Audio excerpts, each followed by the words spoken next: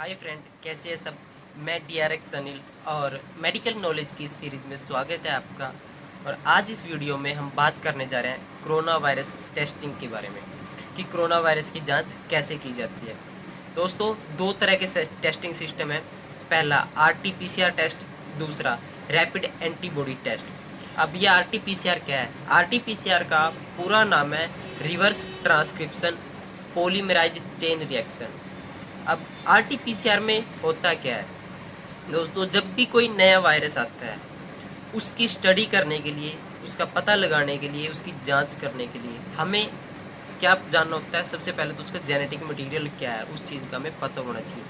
अब genetic material क्या होता है, अब आसान भाषा में अगर आपको बताऊं तो कोई भी जीव जो दूसरे जीव से जन्म लेता है उसके अंदर उसके पूर्वजों का कुछ ना कुछ अंश होता है, जिसको मेडिकल की साइंस में जेनेटिक मटेरियल बोल देते हैं। और आगे इसकी भी गहराई में जाए तो उसका नाम है DNA, जिसका पूरा नाम है डीऑक्सी राइबोज न्यूक्लिक एसिड। अब ये DNA, जब भी हमें किसी वायरस का DNA पता चल जाता है तो हम उसकी स्टडी आसानी से कर सकते हैं, उसकी मेडिसिन भी तैयार कर सकते हैं। लेकिन जो कोरोना वायरस है वो एक RNA वायरस है, उसका जो जेनेटिक मटेरियल है वो RNA है। अब इसकी स्टडी करना बहुत मुश्किल हो गया था साइंटिस्टों के लिए, तो वो क्या करा उस टाइम पे एक साइंटिस्ट ने इस RNA वायरस को DNA में कन्वर्ट किया। DNA में कैसे कन्वर्ट किया? कुछ एंजाइम्स है, कुछ केमिकल रिएक्शंस है, इस RNA जेनेटिक मटेरियल को DNA में कन्वर्ट किया। इस वजह से इस टेस्ट का नाम है RT मतलब reverse transcription, RT-PCR reverse transcription, जिसमें उल्टा किया गया। आज तक होता क्या है, DNA को RNA में कन्वर्ट किया गया, लेकिन यहाँ पे RNA को DNA में कन्वर्ट किया गया, मतलब रिवर्स रिएक्शन हो गया सारा। तो उसके बाद टेस्ट यहीं पे कंप्लीट नहीं हुआ कि हमारे पास DNA आ गया, उसका RNA को DNA में कन्वर्ट कर दिया। उसके बाद polymerise chain reaction. Polymerise chain reaction में क्या होता है, उसी एक पार्ट की, जैसे हमने एक DNA का एक मॉलिक्यूल उठाया, एक जो डबल स्ट्रैंड होता है उसके अंदर वो उठाया, उसकी डिफरेंट टाइप की कॉपीज तैयार कर दी, मतलब मिलियन बिलियन कॉपीज आगे तैयार कर लिया डिफरेंट टाइप की, ठीक है। उन कॉपीज में आगे स्टडी किया गया। तो स्टडी कैसे किया गया, जब फर्स्ट टाइम जब कोरोना वायरस फर्स्ट टाइम देखा गया, वो कैसे देखा गया कि पहले तो उसको RNA को DNA में कन्वर्ट करा। DNA में कन्वर्ट करते ही जब उसका पहली बार उसका पता लगा कि ये ऐसा है दिखने में, उसका एक फ़ोटो क्लिक कर लिया गया। उस फोटो को जितने भी जांच केंद्र इन्होंने बनाए गए हैं, जितने भी लैब हैं जहाँ पे भी कोरोना की टेस्टिंग होती है, उन सबको भेज दिया गया, ठीक है। कि आपको कहीं भी ये वायरस दिखे तो समझो कोरोना वायरस है। सिर्फ अब बात क्या थी, उनके पास एक फ़ोटो आ गया था, अब उसको उस चीज़ को ढूंढना था कि ये किन किन बंदों के अंदर ये चीज़ मिल रही है। बस ये RT-PCR टेस्ट सिर्फ इतना ही नहीं बताता कि आप पॉजिटिव हो या नेगेटिव हो, साथ के साथ ये भी बताता है कि कोरोना वायरस का लेवल आपके शरीर में कितना हो चुका है, कि आपकी स्थिति गंभीर है या नॉर्मल है, उस चीज़ को भी साथ के साथ डिफाइन करता है। अब वो चीज़ कैसे करता है, इसी के अंदर एक CT वैल्यू होता है। अब मैंने अभी बताया था कि जब भी RNA को DNA में कन्वर्ट किया जाता है, उसकी डिफरेंट कॉपीज, उसी की सेम नकल तैयार कर ली जाती है हजारों बिलियन की संख्या में। अब क्या होता है कि ये फ़ोटो जो साइंटिस्टों के द्वारा हर लैब सेंटर पे भेजा गया था, उसमें क्या करते हैं, ये देखते हैं, राउंड चलते हैं।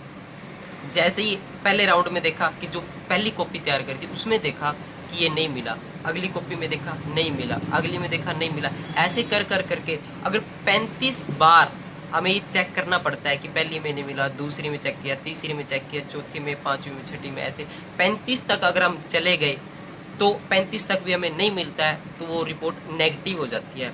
उस वैल्यू को बोलते हैं CT value, cycle threshold value, ठीक है।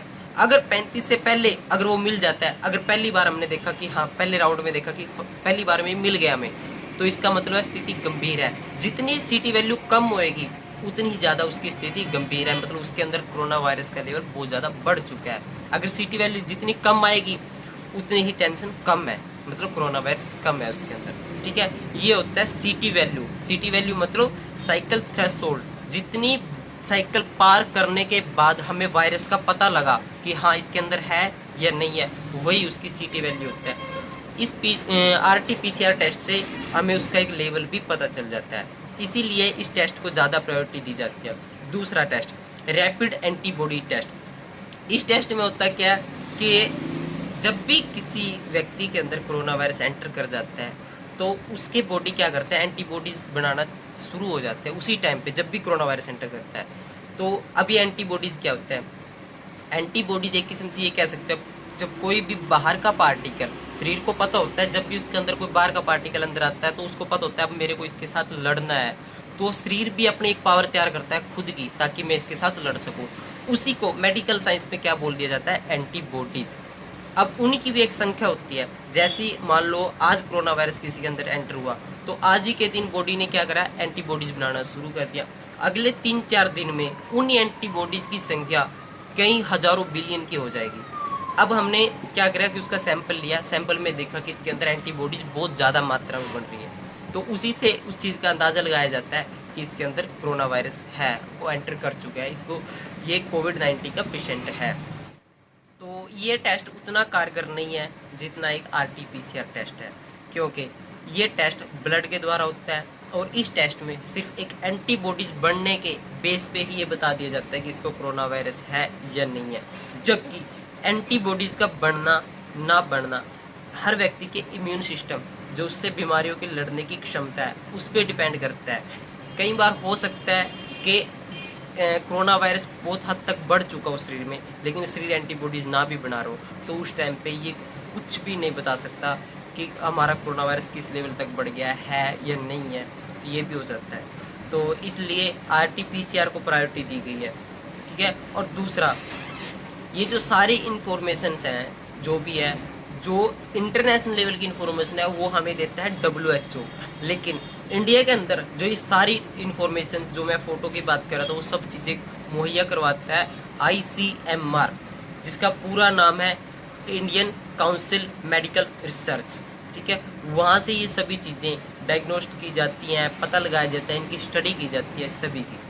और आज की वीडियो में इतना ही, जिसमें हमने सीखा कि कोरोना वायरस की टेस्टिंग कैसे होती है, RT-PCR टेस्ट में क्या किया जाता है, रैपिड एंटीबॉडी टेस्ट में क्या किया जाता है। और अगर कुछ ऐसी मेडिकल टर्म्स जो मैंने बोल लिया आपको समझ में नहीं, आप डायरेक्ट गूगल में जाके उसका नाम लिख करके सर्च कर सकते हैं ताकि वीडियो आपको और ज़्यादा अच्छे से समझ में आए। जय हिंद, जय भारत।